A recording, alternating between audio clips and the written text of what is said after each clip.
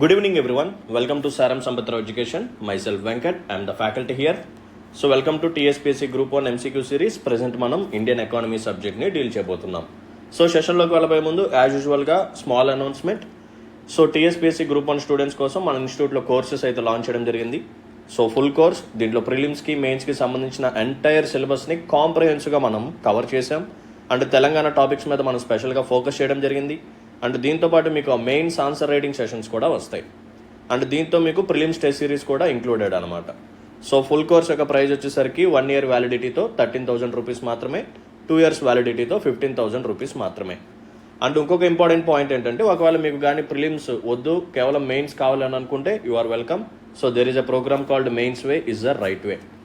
So mains సిలబస్లో mention చేసి ఉన్న ప్రతి టాపిక్ మీద number of questions including current అఫైర్స్ని కూడా బేస్ చేసుకొని మెయిన్స్ క్వశ్చన్స్ని తయారు చేసి మీకు మోడల్ ఆన్సర్స్ కూడా ఇస్తాము. ఓకేనా? సో అరౌండ్ 700+ క్వశ్చన్స్ మనం డీల్ చేస్తాం. 700 క్వశ్చన్స్కి సంబంధించిన పీడిఎఫ్స్ అండ్ 700 క్వశ్చన్స్కి సంబంధించిన ఎక్స్ప్లెనేషన్ వీడియోస్ కూడా మీకు వస్తాయి. ఓకేనా? సో మంచి వాల్యుబుల్ ఆపర్చునిటీ. సో క్వశ్చన్ని ఎలా అర్థం చేసుకోవాలి, సో క్వశ్చన్ని పార్ట్స్ వైజ్గా ఎలా డివైడ్ చేసుకోవాలి, ఓకేనా? సో ఎలా రాయాలి, సో వర్డ్ లిమిట్ ఎలా, మరి తక్కువ టైంలో రాయాలి అంటే ప్రాక్టీస్ ఎలా ఉండాలి, ఈ టిప్స్ ట్రిక్స్ అన్నీ మీకు మేము నేర్పిస్తాం. సో ఎంటైర్ కోర్స్ యొక్క ప్రైస్ 1 year వ్యాలిడిటీతో 8,000 రూపీస్ మాత్రమే, 2 years వ్యాలిడిటీ అయితే 10,000 రూపీస్ మాత్రమే. And one more important point ఏంటంటే, ఒకవేళ మీకు కానీ ఇంట్రెస్ట్ ఉంటే you can purchase Indian economy or science and technology as an individual course. మీ ఇష్టం. మీకు Indian economy, science and technology కేవలం ప్రిలిమ్స్కి మాత్రమే కాదు, మెయిన్స్కి కూడా ఉపయోగపడుతుంది. ఓకేనా? సో మెయిన్స్లో ఈ సబ్జెక్ట్స్ కూడా ఉంటాయి కాబట్టి సో చక్కగా మీకు ఈ సబ్జెక్ట్స్ అక్కడ ఉపయోగపడతాయి. సో కాన్సెప్చువల్ క్లారిటీ అనేది ఖచ్చితంగా వస్తుంది. సో అడ్మిషన్స్ కోసం ఈ నెంబర్ని కాంటాక్ట్ చేయండి 6305955532. సో ఇక లేట్ లేకుండా మన సెషన్ని స్టార్ట్ చేద్దాం, పదండి. So let's look at the first question. Which of the following authority sanctions foreign exchange for import of goods? So మనం బయట నుంచి గూడ్స్ని ఇంపోర్ట్ చేసుకున్నప్పుడు మరి మనం ఫారిన్ కరెన్సీలో పేమెంట్ చేయాలి కదా. సో ఫారిన్ కరెన్సీలో పేమెంట్ చేయాలంటే మనం ఎలా చేస్తాము? మన దగ్గర ఉన్న డొమెస్టిక్ కరెన్సీ రూపీ ఏదైతే ఉందో దాన్ని మనం డాలర్స్లోకి కన్వర్ట్ చేసుకోవాలి, ఎక్స్చేంజ్ అనేది చేసుకోవాలి. సో దాన్ని మనం ఫారిన్ ఎక్స్చేంజ్ అంటాం. మరి ఈ ఫారిన్ ఎక్స్చేంజ్ని ఎవరు శాంక్షన్ చేస్తారు? ఎవరు ఆ authority? Any national bank, exchange bank, reserve bank of India, ministry of finance. So answer ఏంటమ్మా? Option C, reserve bank of India. Second question చూడండి. Who maintains the foreign exchange reserve in India? ఇండియాలో foreign exchange రిజర్వ్స్ని maintain చేసేది ఎవరు? Of course ఇది కూడా అదే reserve bank of India అనమాట. ఓకేనా? So reserve bank of India యొక్క డ్యూటీ ఇది. It is the responsibility of reserve bank of India to maintain foreign exchange reserves. ఓకేనా? రైట్. సో ఈ క్వశ్చన్ చూడండి చాలా జాగ్రత్తగా, ఇది ఇంపార్టెంట్ కూడా, మీకు ఉపయోగపడుతుంది. In the context of Indian economy, which of the following options correctly describe the composition of foreign exchange reserves or foreign exchange resources? Nothing but forex రిసోర్సెస్లోకి ఆర్ ఫారెక్స్ రిజర్వ్స్లోకి ఏమేమి వస్తాయి? ఓకేనా? ఏమేమి వస్తాయి? సో లిస్ట్ చెప్తాను, అవి రాసుకోండి. 4 ఉంటాయి. సో ఆ 4ని గుర్తుపెట్టుకుంటే సరిపోతుంది. ఫస్ట్ వన్ వచ్చేసరికి ఫారిన్ కరెన్సీ అసెట్స్.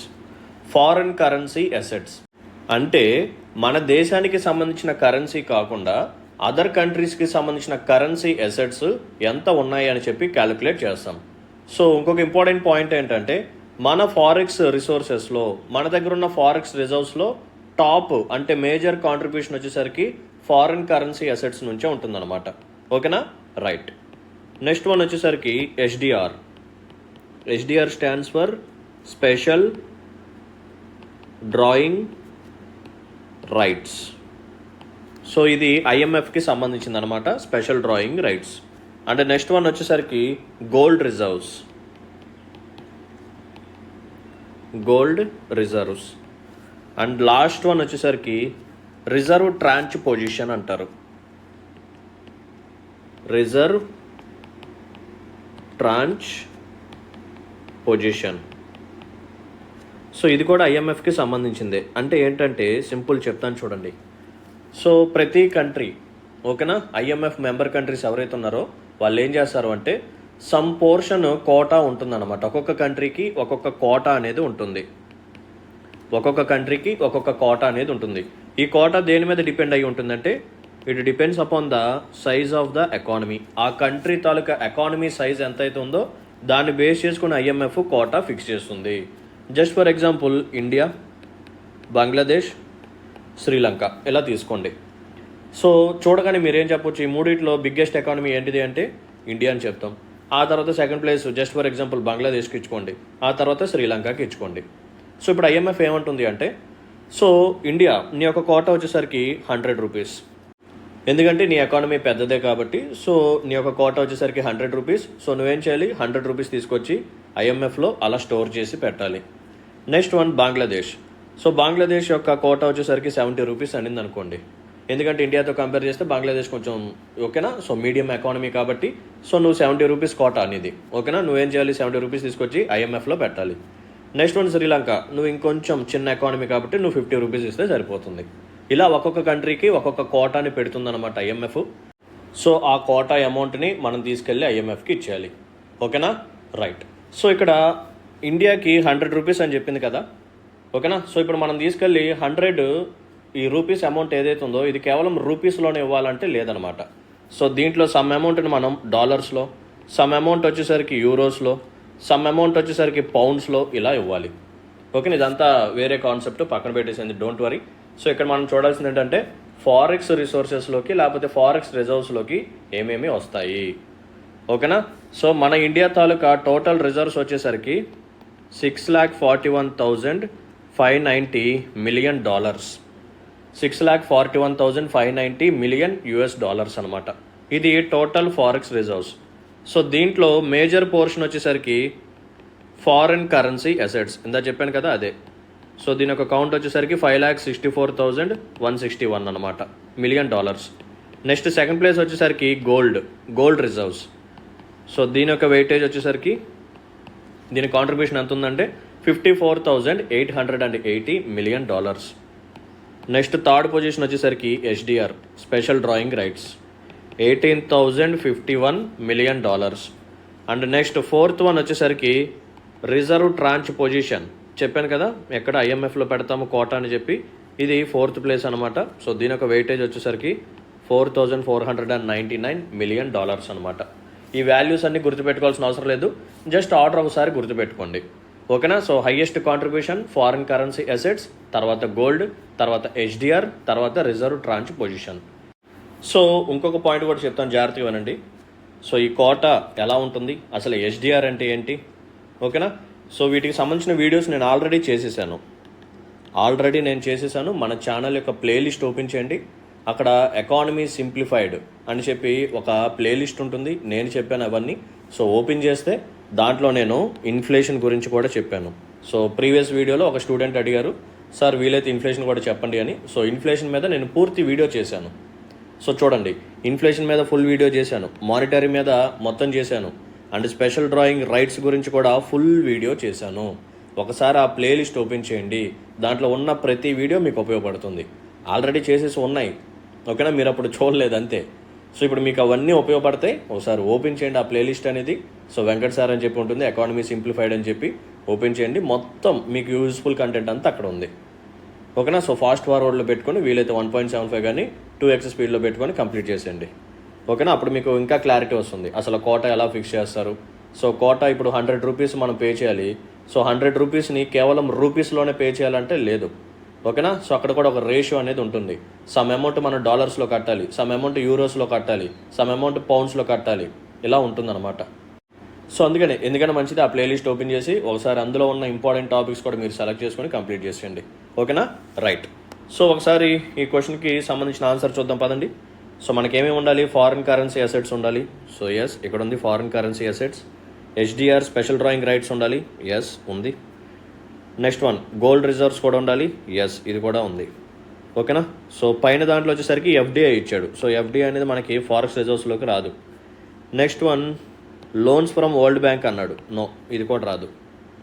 నెక్స్ట్ ఇంకేముంది, రెమిటెన్సెస్ అన్నాడు, నో ఇది కూడా రాదు. So option C is the right answer for this particular question. So ఈ 4 పేర్లు గుర్తుపెట్టుకోండి సరిపోతుంది. సో ఫారెక్స్ రిజర్వ్స్లోకి ఏమేమి వస్తాయని చెప్పి అడగగానే మీరేం చెప్పాలి, foreign currency assets, HDR, gold reserves, reserve tranche position. So ఈ నాలుగిట్లో మనకి ఎక్కువగా ఏది కాంట్రిబ్యూట్ చేస్తుంది అంటే foreign currency assets. That's it. Let's look at the next question. Why is there a need to always import cotton? So ఎందుకు మనం ప్రతిసారి కాటన్ని ఇంపోర్ట్ చేసుకోవాల్సి వస్తుంది? What is the need? Obsolete machinery, increasing demand, shortage in home market, poor quality in the domestic market. So answer ఏంటంటే obsolete machinery అనమాట. So obsolete machinery అంటే ఏం లేదమ్మా, ఓల్డ్ మెషినరీ, చాలా ఓల్డ్ మెషినరీ. సో కాటన్ ప్రొడక్షన్లో use చేస్తున్నారు మన వాళ్ళు. సో దీని ద్వారా ఏం జరుగుతుందంటే మనకి వచ్చే అవుట్పుట్ అనేది చాలా తక్కువ వస్తుంది. అండ్ దీని ద్వారా మనం తయారు చేసే కాటన్ టెక్స్టైల్స్ ఏవైతే ఉన్నాయో అవి పూర్ క్వాలిటీతో తయారవుతున్నాయి. ఓకేనా. సో అందుకని ఇంటర్నేషనల్ మార్కెట్లో ఇవి కాంపిటీషన్కి తట్టుకోలేకపోతున్నాయి. ఎందుకు అంటే మన దగ్గర ఉన్న మెషినరీ చాలా ఓల్డ్. ఓకేనా. దాన్ని మనం అప్డేట్ చేసుకోలేదు, అలాగే ఉంచి ఓల్డ్ మెషిన్స్ని యూజ్ చేస్తున్నాం. సో వాటి యొక్క ప్రొడక్టివిటీ అనేది, వర్కింగ్ ఎఫిషియన్సీ అనేది చాలా లోగా ఉంది. సో అందుకని మనకి అవుట్పుట్ కూడా చాలా లోగా ఉంది. సో దీనివల్ల మనం ఎక్కువగా కాటన్ని ఇంపోర్ట్ చేసుకోవడం జరుగుతుంది. ఓకేనా. సో మెషినరీ ప్రాబ్లం అనమాట. రైట్. సో నెక్స్ట్ క్వశ్చన్ చూడండి. Consider the following statements. India has attained self sufficiency in almost all consumer goods. ఓకేనా. ఇది కొంచెం ఎక్స్ట్రీమ్ స్టేట్మెంట్, ఆలోచించండి. సో కన్జ్యూమర్ గూడ్స్ ఉన్నాయి కదా, సో ఆల్ కన్జ్యూమర్ గూడ్స్లో మనం సెల్ఫ్ సఫిషియన్సీని సాధించాము అంటున్నారు. నో, ఇది రాంగ్. మనం ఇంకా చాలా కన్జ్యూమర్ గూడ్స్ని ఇంకా ఇంపోర్ట్ చేసుకుంటూనే ఉంటున్నాము. ఓకేనా. రైట్. నెక్స్ట్ వన్ చూడండి. In terms of capital goods India still depends upon the import. Yes, ఇది కరెక్టే. మనం ఇప్పటికీ కూడా ఎక్కువగా క్యాపిటల్ గూడ్స్ని వేరే దేశాల నుంచి ఇంపోర్ట్ చేసుకుంటూనే ఉంటున్నాము. సో మనం కన్జ్యూమర్ గూడ్స్లో కానీ క్యాపిటల్ గూడ్స్లో కానీ సెల్ఫ్ సఫిషియన్సీని ఇంకా సాధించలేదు. సో వాడు కరెక్ట్ స్టేట్మెంట్స్ అడిగాడు. First statement wrong, second statement right. కాబట్టి option B 2 only is the right answer for this particular question. Which one of the following items has gained the highest growth rate in the import composition of the Indian economy in the last decade? So మనం ఏం చేస్తాము, కొన్ని గూడ్స్ని మనం వేరే దేశాలకి export చేయడం జరుగుతుంది. అలాగే బయట దేశాల నుంచి కొన్ని గూడ్స్ని మనం ఇంపోర్ట్ చేసుకుంటాం. సో ఇలా ఇంపోర్ట్ చేసుకునే గూడ్స్ యొక్క లిస్ట్ ఇలా ఉంటుందన్నమాట. చాలా గూడ్స్ని మనం ఇంపోర్ట్ చేసుకుంటాం, చాలా టైప్స్, చాలా వెరైటీస్. సో ఒకవేళ వీటికి కానీ మనం వెయిటేజ్ ఇచ్చుకుంటూ వెళ్తే ఏ గూడ్స్ని మనం ఎక్కువగా ఇంపోర్ట్ చేసుకున్నామని చెప్పి చూస్తే, సో మనం క్రూడ్ ఆయిల్ని చాలా ఎక్కువగా ఇంపోర్ట్ చేసుకుంటున్నాం. సో క్రూడ్ ఆయిల్ ఇక్కడ మనకి లేదు, సో తీసేయండి. నెక్స్ట్ మనం చూసుకునేది ఏంటంటే గోల్డ్, ఆ తర్వాత సిల్వర్. ఓకేనా. సో గోల్డ్ అండ్ సిల్వర్ని మనం ఎక్కువగా ఇంపోర్ట్ చేసుకుంటాం. సో మనం ఎక్కువగా ఇంపోర్ట్ చేసుకునేవి ఏంటంటే క్రూడ్ ఆయిల్, తర్వాత గోల్డ్, సిల్వర్, ఇవన్నీ వస్తాయి. సో ఈ పర్టికులర్ క్వశ్చన్కి ఆన్సర్ ఏంటంటే option B is the right answer. So next question చూడండి. ఇది కూడా చాలా important one. Which of the following does not form part of current account of balance of payment? So question వచ్చేసరికి BOP.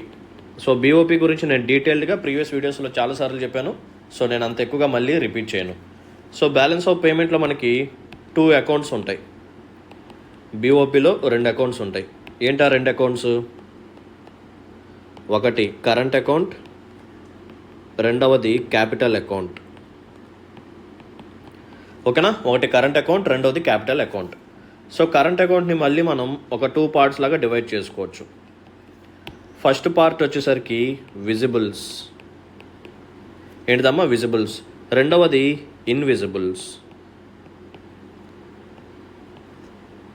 ఓకేనా. So విజిబుల్స్ ఒకటి, ఇన్విజిబుల్స్ ఒకటి. విజిబుల్స్ అంటే మన కంటికి కనిపిస్తాయి. సో మన కంటికి ఏమి కనిపిస్తాయి? గూడ్స్ కనిపిస్తాయా, సర్వీసెస్ కనిపిస్తాయా?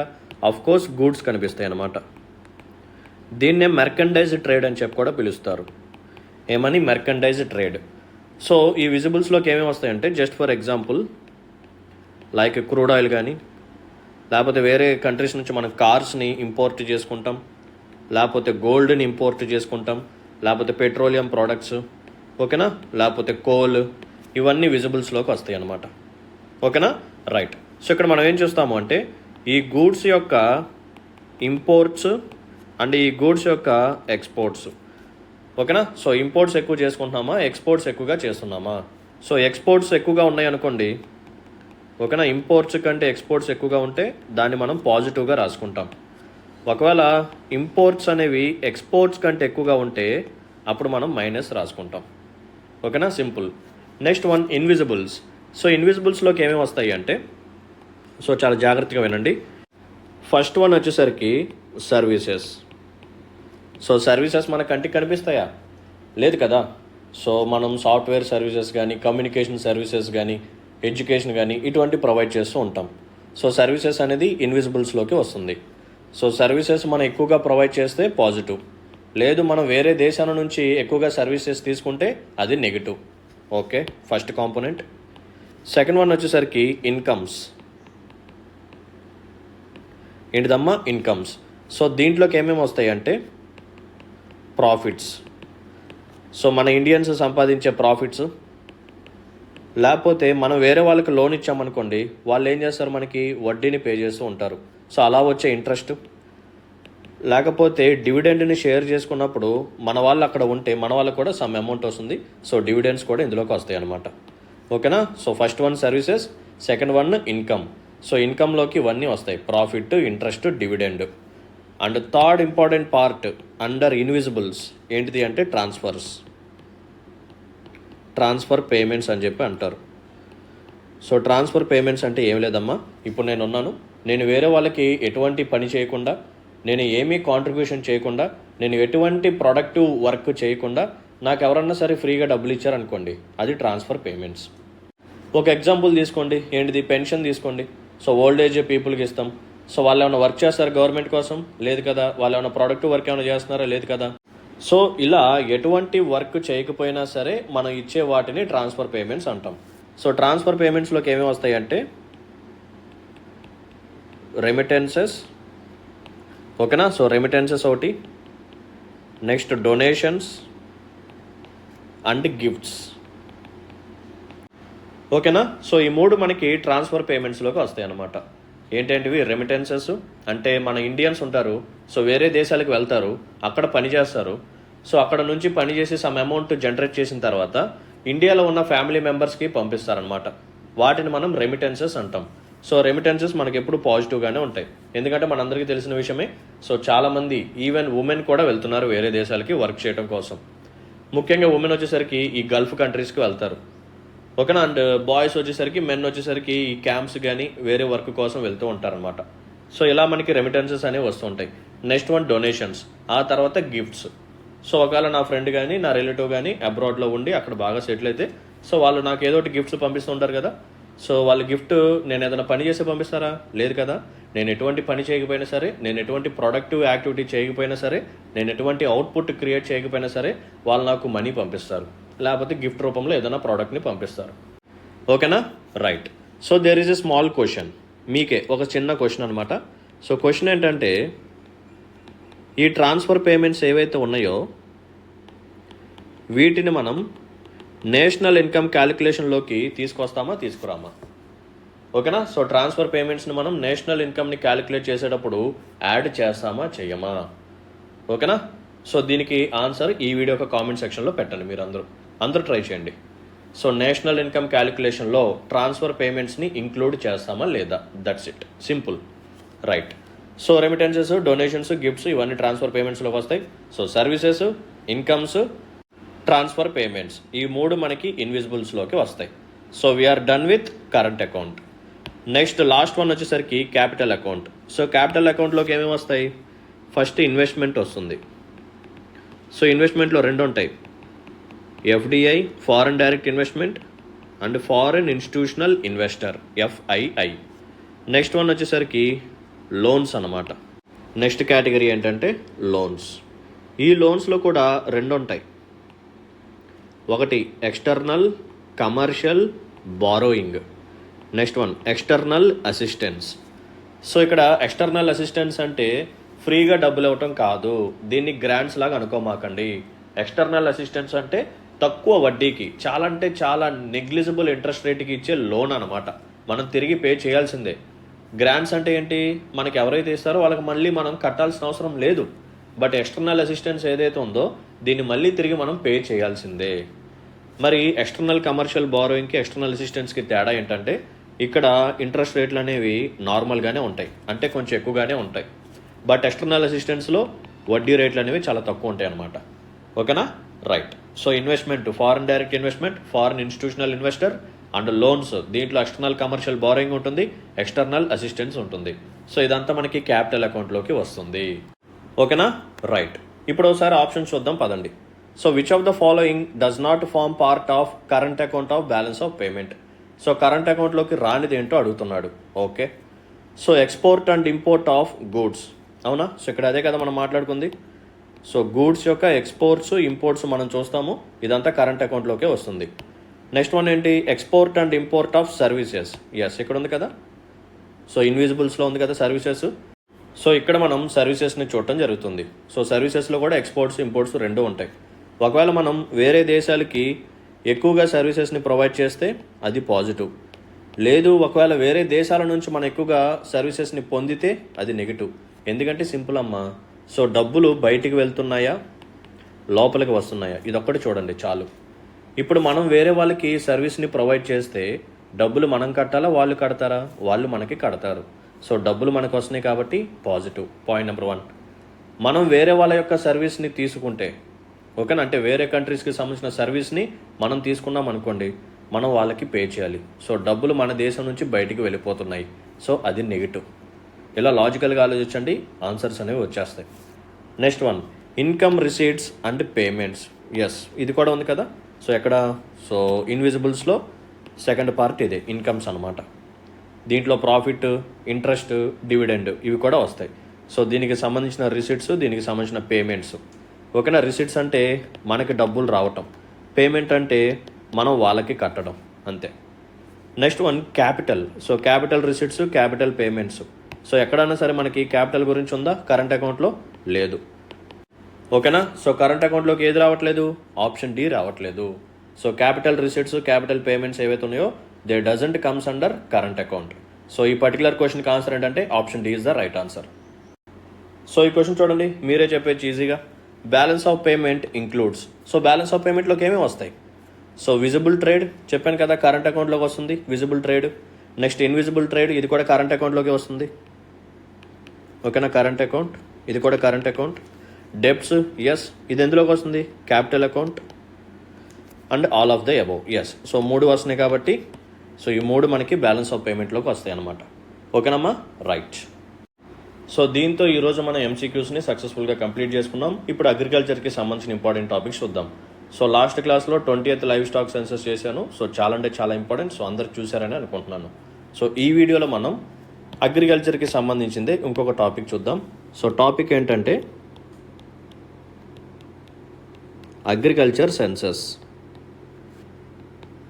2015 to 2016. అదేంటి సార్ అంత ఓల్డ్ది చెప్తున్నారంటే, సో లేటెస్ట్గా మన దగ్గర అవైలబుల్గా ఉంది అదొక్కటే. ఓకేనా? So agriculture census 2015-16. So it is 10th census అనమాట. ఇది 10th సెన్సస్. సో దీన్ని ఎప్పుడు పబ్లిష్ చేశారో తెలుసా? It was published in 2020. అది 2015-16కి సంబంధించిన అగ్రికల్చర్ సెన్సస్ అప్పుడు స్టార్ట్ చేసి ఆ డేటాను అంతా కలెక్ట్ చేసి 2020లో మనకి పబ్లిష్ చేశారు. And latest census 11th census ఏదైతే ఉందో ఇది ఇంకా రిలీజ్ అవ్వలేదు. ఓకేనా? సో సెన్సస్ అనేది కండక్ట్ చేస్తున్నట్టున్నారు. సో 2021-22కి సంబంధించింది. ఓకేనా? సో ఇది ఇంకా రిలీజ్ అవ్వలేదు. సో మన దగ్గర అవైలబుల్గా ఉంది ఏంటి అంటే 10th సెన్సస్ అనమాట, 2015-16. సో సెన్సస్ని once in every 5 years conduct చేస్తారు. సో ఫస్ట్ టైం ఎప్పుడు ఈ సెన్సస్ని స్టార్ట్ చేశారు అంటే 1970-71 ఫినాన్షియల్ ఇయర్లో స్టార్ట్ చేశారు. So agriculture census once in every 5 years. ఎప్పుడు ఫస్ట్ టైం ఈ అగ్రికల్చర్ సెన్సస్ని కండక్ట్ చేశారు? 1970-71. మన దగ్గర లేటెస్ట్గా అవైలబుల్గా ఉన్నది ఏంటమ్మా? 10th సెన్సస్ 2015-16కి సంబంధించింది. దీన్ని ఎప్పుడు పబ్లిష్ చేశారు? 2020లో పబ్లిష్ చేశారు. సో అప్కమింగ్ ఏంటిదమ్మా? 11th census.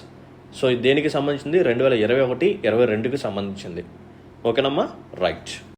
సో ముందే చెప్తున్నాను, మనకి ఈ సెన్సస్లో మొత్తం డేటా అనేది ఫ్యాక్చువల్గా ఉంటుంది. బట్ తప్పదు, ఖచ్చితంగా నోట్ డౌన్ చేసుకోండి. ఒకవేళ అడిగే ఛాన్స్ ఉంది కాబట్టి నేను చెప్తున్నాను. ఓకేనా? రైట్. సో ఫస్ట్ మనం చూడాల్సింది ఆపరేషనల్ హోల్డింగ్స్, ఆపరేటెడ్ ఏరియా.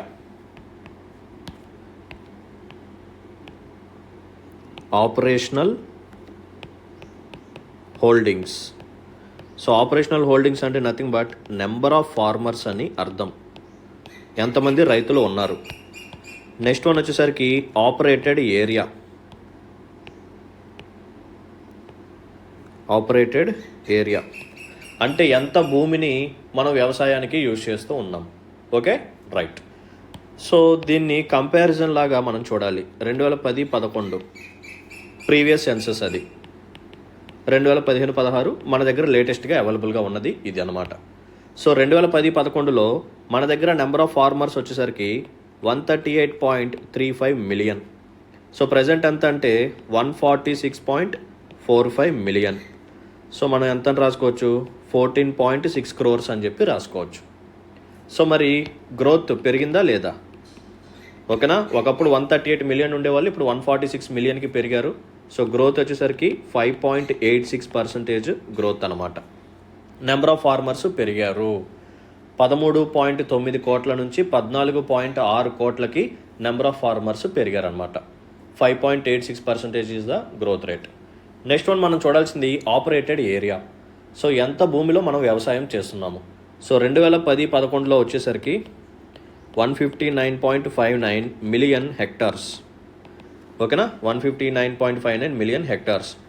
మరి 2015-16లో ఆపరేటెడ్ ఏరియా ఎంత ఉంది అంటే 157.82 మిలియన్ హెక్టార్స్. సో ఈ రెండింటిని కంపేర్ చేస్తే ఆపరేటెడ్ ఏరియా పెరిగిందా తగ్గిందా అంటే తగ్గింది. సో ఎంత తగ్గింది, 1.11% తగ్గిందనమాట, నెగిటివ్ గ్రోత్. ఎందుకు తగ్గుంటుంది ఆలోచించండి లాజికల్గా. ఆపరేటెడ్ ఏరియా ఎందుకు తగ్గింది? సో చెప్తాను చూడండి. సో ఇది ఒక జాయింట్ ఫ్యామిలీ అనుకోండి.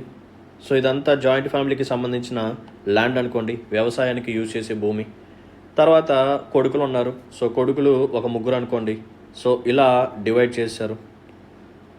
ఓకేనా, ఇలా డివైడ్ చేశారు.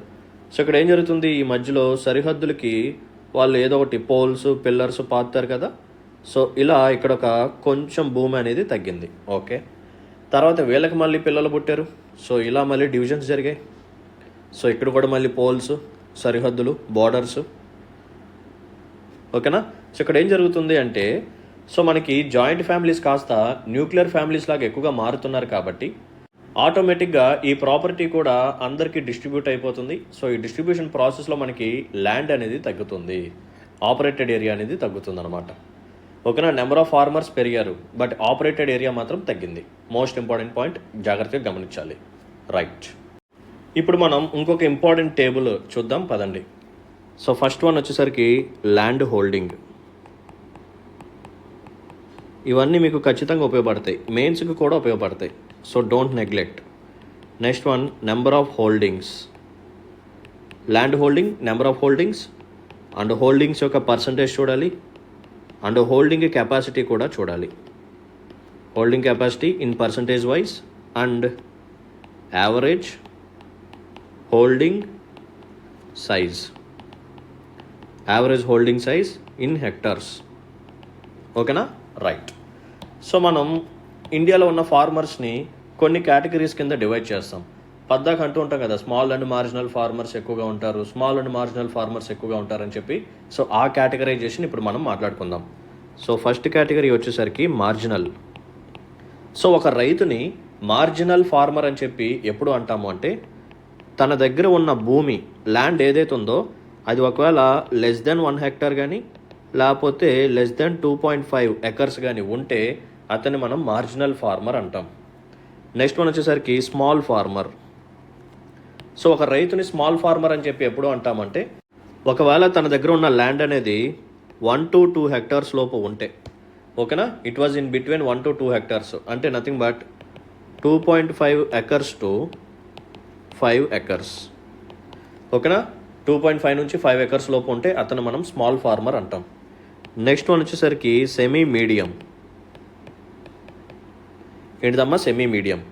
సో ఎవరిని అంటామంటే 2 to 4 హెక్టార్స్ అనమాట, అంటే nothing but 5 to 10 acres. 5 to 10 acres లోపు ఉంటే సెమీ మీడియం ఫార్మర్ అని చెప్పి పిలుస్తాం. నెక్స్ట్ వన్ వచ్చేసరికి medium farmer. So medium farmer అని చెప్పి ఎవరిని అంటామంటే 4 to 10 హెక్టార్స్, అంటే నథింగ్ బట్ 10 to 25 ఎకర్స్ అనమాట, 10 to 25 acres. And last one వచ్చేసరికి large farmers. So large farmers అని చెప్పి ఎవరిని అంటామంటే greater than 10 hectares or greater than 25 acres.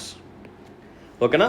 So ఇవి గుర్తుపెట్టుకోండి, ఏదైనా ఒకటి గుర్తుపెట్టుకోండి, తర్వాత దాన్ని మనం కన్వర్ట్ చేసుకుందాం.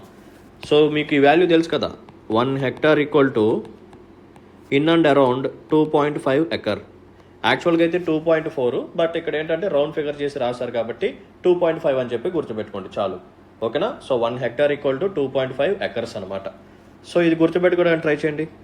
2.5, 2.5 to 5, 5 to 10, 10 to 25, greater than 25. ఇది తెలిస్తే దీన్ని మీరు ఇందులోకి కన్వర్ట్ చేసుకోవచ్చు ఈజీగా. లేదు ఇది గుర్తుపెట్టుకున్నా చాలు, 1, 1 to 2, 2 to 4, 4 to 10, greater than 10. ఓకేనా? రైట్. సో వీళ్ళొక పాపులేషన్ ఎంత ఉంది? ఇందాక మనం టోటల్ ఫార్మర్స్ ఎంతమంది ఉన్నారని చెప్పుకున్నాము, అరౌండ్ 14.6 crores. అవునా? రైట్. సో ఈ 14.6 crores మార్జినల్ ఫార్మర్స్ ఎంతమంది, స్మాల్ ఫార్మర్స్ ఎంత, సెమీ మీడియం ఎంత, మీడియం ఎంత, లార్జ్ ఎంత, ఇది మనం చూడాలి. సో మార్జినల్ ఫార్మర్స్ వచ్చేసరికి 10.02 crores అనమాట. ఓకేనా? సో 14.6 crores 10 crores మార్జినల్ ఫార్మర్సే. సో ఎవరు ఎక్కువగా ఉన్నారు? మార్జినల్ ఫార్మర్స్ ఎక్కువగా ఉన్నారు. Next small farmers 2.58 crores. Next semi medium 1.39 crores. Next one medium, so 0.55 crores. Next one large farmers వచ్చేసరికి 0.08 crores, చాలా తక్కువ. మన ఇండియాలో మార్జినల్ ఫార్మర్స్ చాలా ఎక్కువ.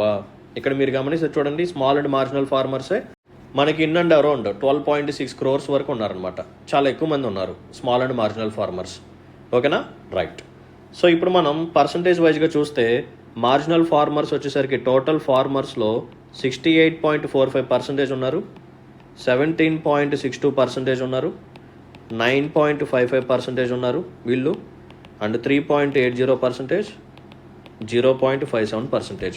అంటే మన ఇండియాలో ఉన్న రైతులందరినీ 100% తీసుకుంటే దాంట్లో జస్ట్ 0.57% మాత్రమే లార్జ్ ఫార్మర్స్.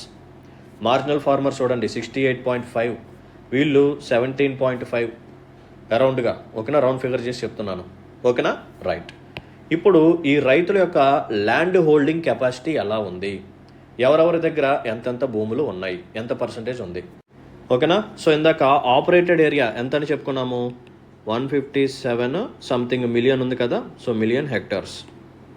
సో ఈ 157 మిలియన్ హెక్టార్స్ని మనం 100%గా తీసుకుంటే ఈ 100%లో ఎవరెవరి దగ్గర ఎంతెంత హోల్డింగ్స్ ఉంది, ఎంతెంత ల్యాండ్ ఉంది. So holding capacity marginal farmers వచ్చేసరికి 24.16%. అంటే 1/4 ఆఫ్ ద ల్యాండ్ వచ్చేసరికి మార్జినల్ ఫార్మర్స్ దగ్గర ఉంది. నెక్స్ట్ స్మాల్ ఫార్మర్స్ దగ్గర 23.19%. నెక్స్ట్ సెమీ మీడియం దగ్గర 23.65%. నెక్స్ట్ మీడియం వీళ్ళ దగ్గర వచ్చేసరికి 19.46%. నెక్స్ట్ వన్ వచ్చేసరికి లార్జ్ 9.04%. ఓకేనా? ఇక్కడ మీరు ఒకటి గమనించండి, చాలా జాగ్రత్తగా గమనించండి, చాలా డ్రాస్టికల్ వాల్యూస్ ఉన్నాయి.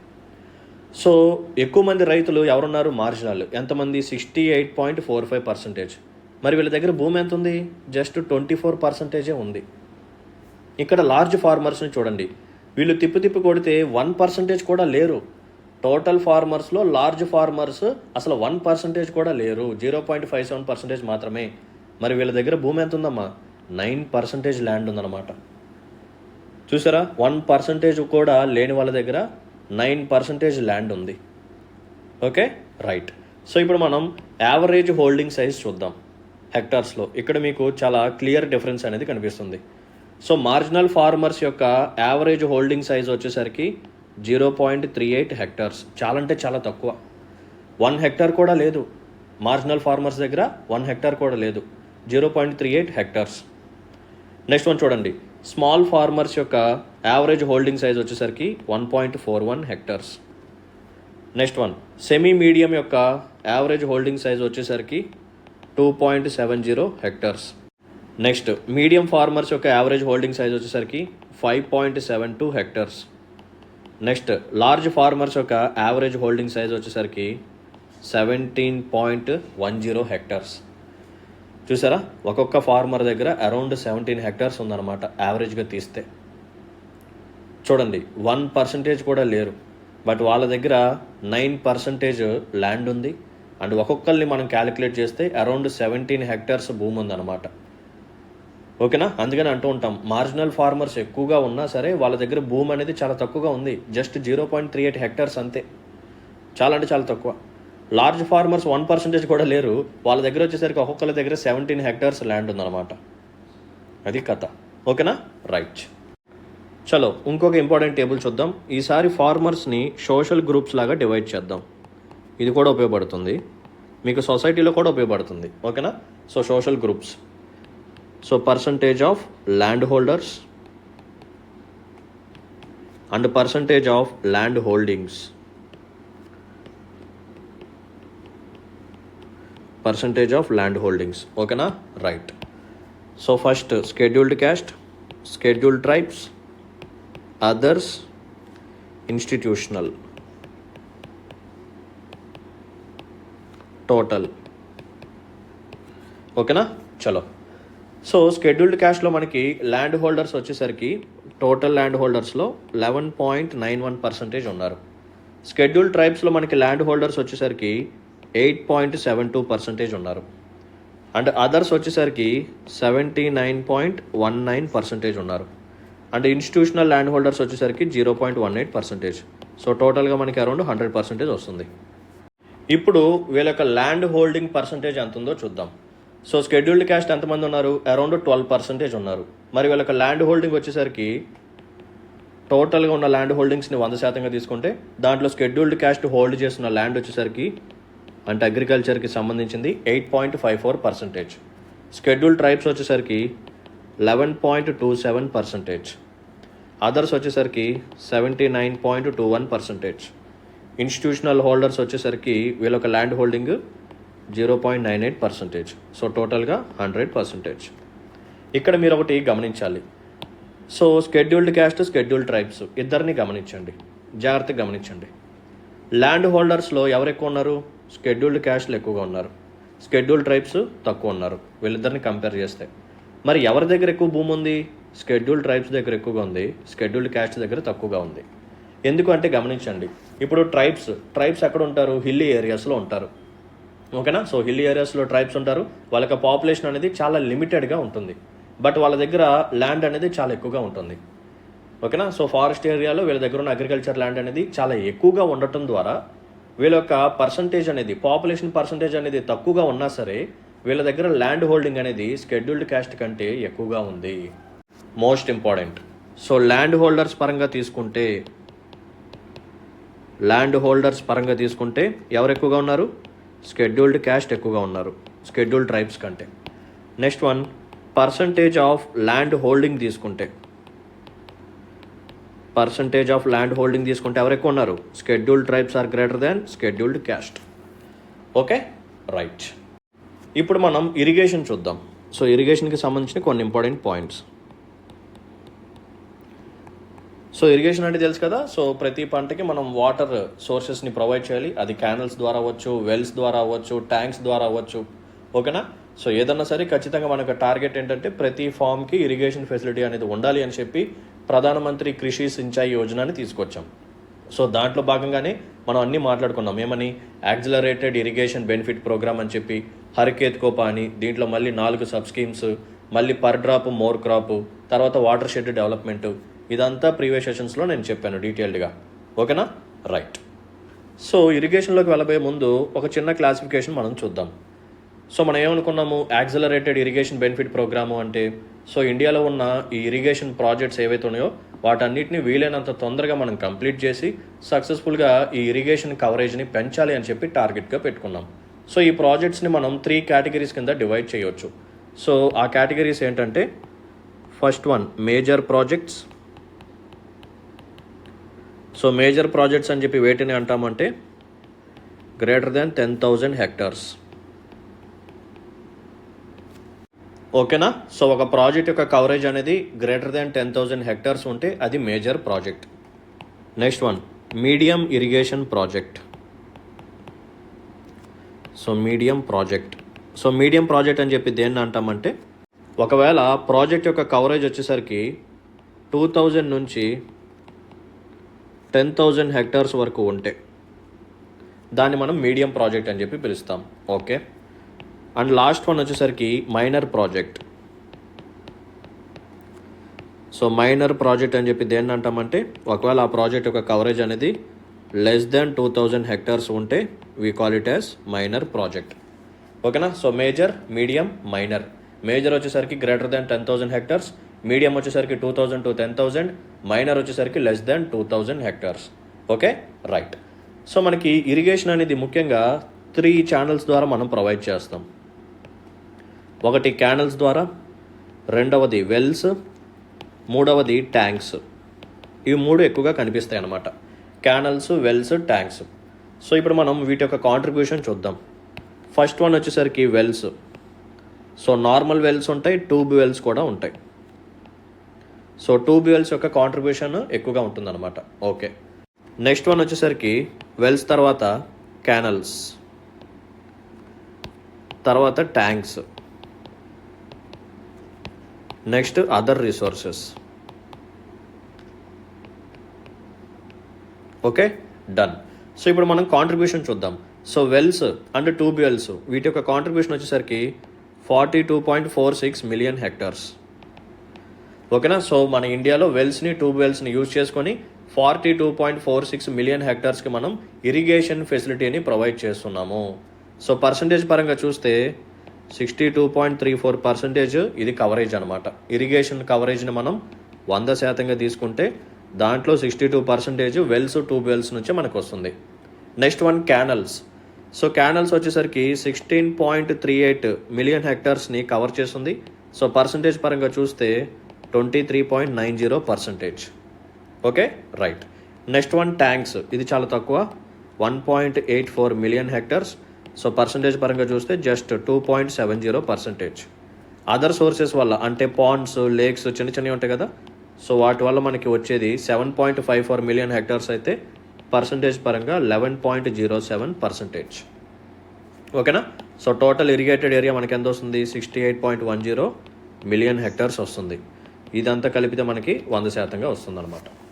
ఓకేనా. సో దీన్ని బట్టి మనం ఏం చెప్పొచ్చు అంటే wells greater than, canals greater than, other sources greater than tanks అనమాట. ఓకేనా. సో ఎక్కువగా కాంట్రిబ్యూషన్ మనకి ఇరిగేషన్లో ఎవరు ప్రొవైడ్ చేస్తున్నారు? వెల్స్. వెల్స్లో కూడా 2 ఉంటాయి, నార్మల్ వెల్ ఉంటుంది, ట్యూబ్ వెల్ ఉంటుంది. సో ఎక్కువగా కాంట్రిబ్యూట్ చేసేది ట్యూబ్ వెల్ అనమాట. ఈ పాయింట్ కూడా గుర్తుపెట్టుకోండి. Wells, canals, other sources, last one tanks. Okay. So ఇక్కడే ఇంకో పాయింట్ కూడా చెప్పేస్తాను. అంటే ఎవరెవరు ఏ ఏ ప్లేసెస్లో ఉన్నారు, అంటే ఏ ఏ స్టేటు దేంట్లో ఫస్ట్ ఉంది, దేంట్లో సెకండ్ ఉంది, ఇది కూడా చూద్దాం. సో ఫస్ట్ మనం వెల్స్ చూద్దాం. సో వెల్స్ పరంగా ఎవరు టాప్లో ఉన్నారు అంటే యూపీ, ఉత్తరప్రదేశ్. ఓకేనా. సో వెల్స్ పరంగా ఫస్ట్ ఉత్తరప్రదేశ్, సెకండ్ మధ్యప్రదేశ్, తర్వాత గుజరాత్. నెక్స్ట్ మనం చూడాల్సింది canals. ఏంటిదమ్మా? Canals. So క్యానల్స్లో first place వచ్చేసరికి ఇక్కడ కూడా యూపీనే. యూపీ తర్వాత రాజస్థాన్, ఆ తర్వాత మధ్యప్రదేశ్. Okay, done. నెక్స్ట్ మనకి ఏం మిగిలింది? ట్యాంక్స్.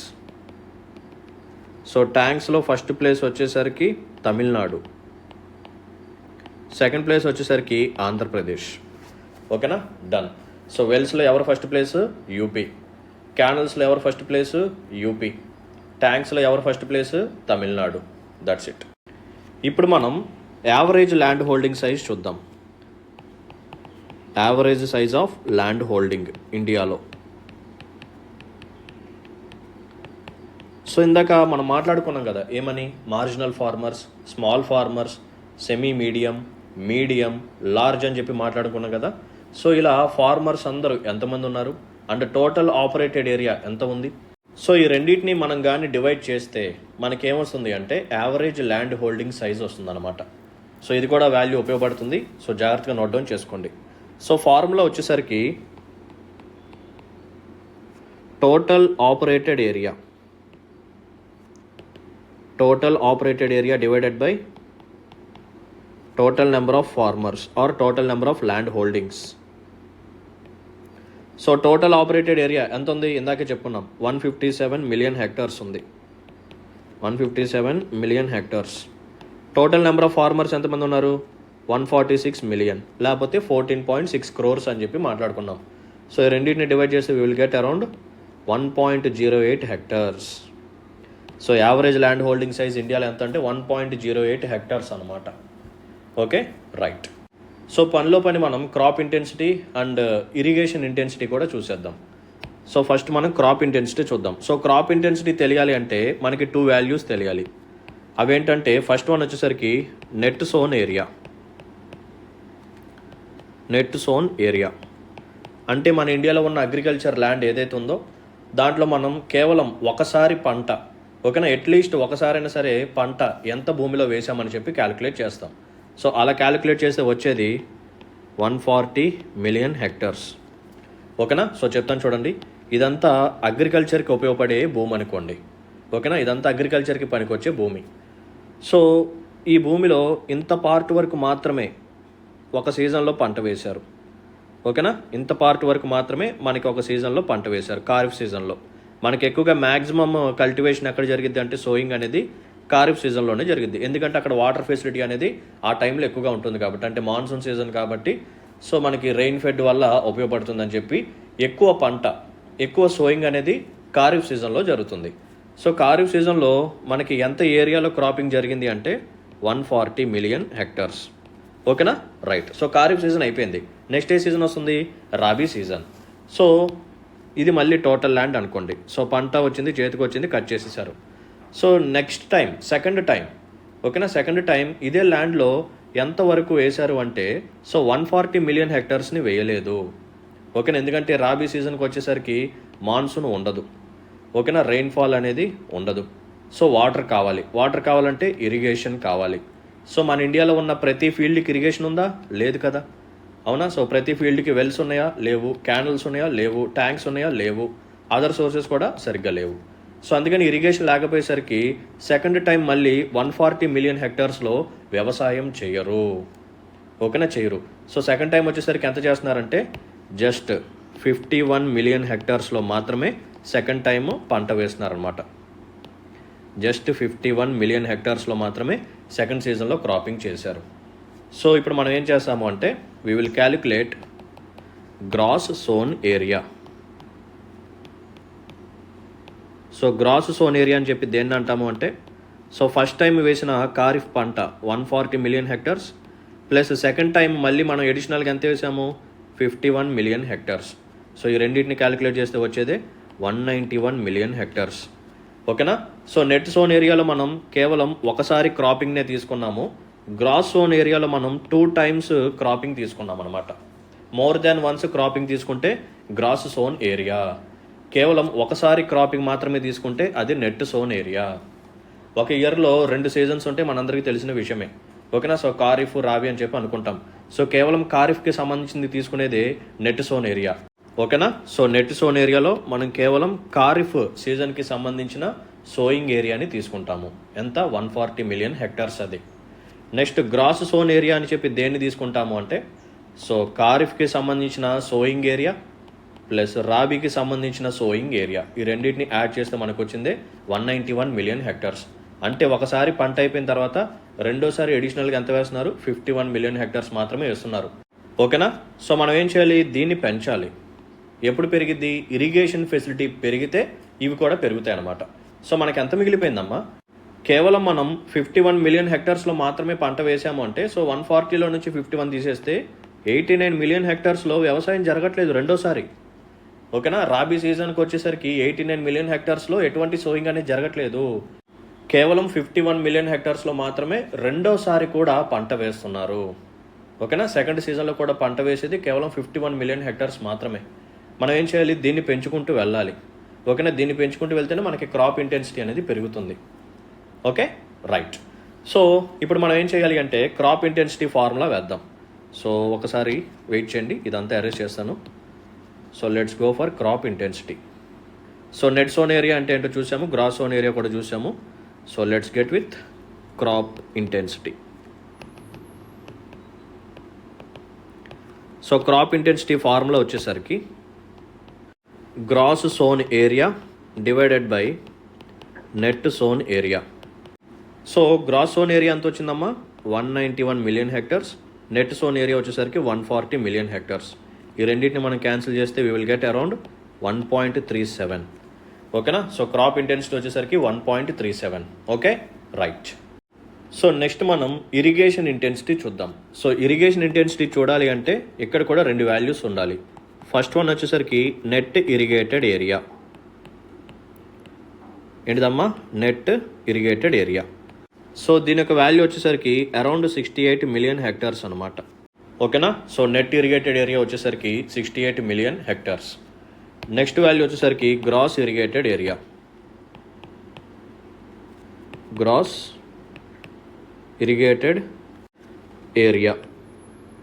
సో దీని యొక్క వాల్యూ వచ్చేసరికి 95 మిలియన్ హెక్టార్స్ అనమాట. అంటే ఏంటి అర్థం?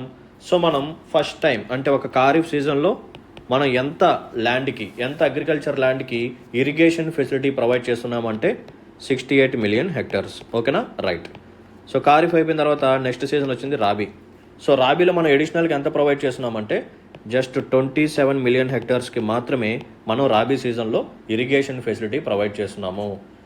సో వన్ టైం క్యాలిక్యులేట్ చేస్తే net irrigated area. So second సీజన్ని కూడా టోటల్గా క్యాలిక్యులేట్ చేస్తే మనకు వచ్చేదే gross irrigated area.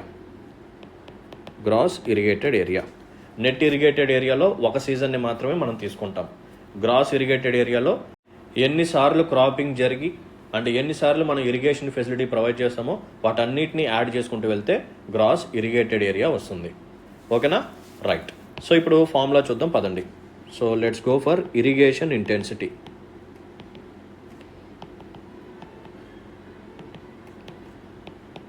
So irrigation intensity ఒక ఫార్ములా వచ్చేసరికి gross irrigated area divided by net irrigated area. So gross irrigated area 95, net irrigated area 68. So value వచ్చేసరికి 1.40. ఓకేనా. సో క్రాప్ ఇంటెన్సిటీ వచ్చేసరికి 1.37 అండ్ ఇరిగేషన్ ఇంటెన్సిటీ వచ్చేసరికి 1.40. ఓకేనా. సో ఫార్ములాస్ కూడా చూసాము. So meaning కూడా అర్థమైంది. That's it. So thanks for watching this video. So దీంతో ఈరోజు సెషన్ ఇక్కడితో ఎండ్ చేస్తున్నాను. సో చాలా అంటే చాలా కాంప్రహెన్సివ్గా చాలా పాయింట్స్ మనం డిస్కస్ చేసుకున్నాం. సో మంచి క్వశ్చన్స్ చూసాం, దాంతోపాటు కొన్ని ఇంపార్టెంట్ టాపిక్స్ కూడా చూసాము. అగ్రికల్చర్ సెన్సస్ అనే దాన్ని మనం ఫినిష్ చేసాం. ఓకేనా, రైట్. సో మళ్ళీ చెప్తున్నాను. సో ప్రీవియస్ వీడియోలో ఒక స్టూడెంట్ అడిగారు, సార్ ఇన్ఫ్లేషన్ గురించి చెప్పండి అని. ఇన్ఫ్లేషన్ గురించి అండ్ మానిటరీ పాలసీ గురించి, టూల్స్ గురించి చాలా అంటే చాలా కాంప్రహెన్సివ్గా ఆల్రెడీ వీడియోస్ చేసేసాను. మన ఛానల్లోనే ఉన్నాయి. ఒకసారి ప్లేలిస్ట్ ఓపెన్ చేయండి. దాంట్లో ఎకానమీ సింప్లిఫైడ్ అని ఉంటుంది. సో వాటన్నిటిని చెక్ చేయండి. ఓకేనా, రైట్. సో నెక్స్ట్ సెషన్లో మళ్ళీ కలుద్దాం మరికొన్ని ఎంసీక్యూస్తో అండ్ అగ్రికల్చర్కి సంబంధించిన ఇంపార్టెంట్ టాపిక్స్తో మీ ముందుకు వస్తాను. మీకు కానీ నాకు ఎక్స్ప్లెనేషన్ కానీ నచ్చినట్టయితే ఇటువంటి సెషన్స్ మరిన్ని నా నుంచి మీరు కోరుకున్నట్టయితే please hit the like button and మీ యొక్క వాల్యుబుల్ కామెంట్ని మెన్షన్ చేయండి అండ్ మీ ఫ్రెండ్స్ అండ్ ఫెలో ఆస్పిరెంట్స్కి మన వీడియోస్ని షేర్ చేయండి. ఓకేనా, right. So let's call it a day then. See you in the next session. Until then take care. Bye. Jai Hind.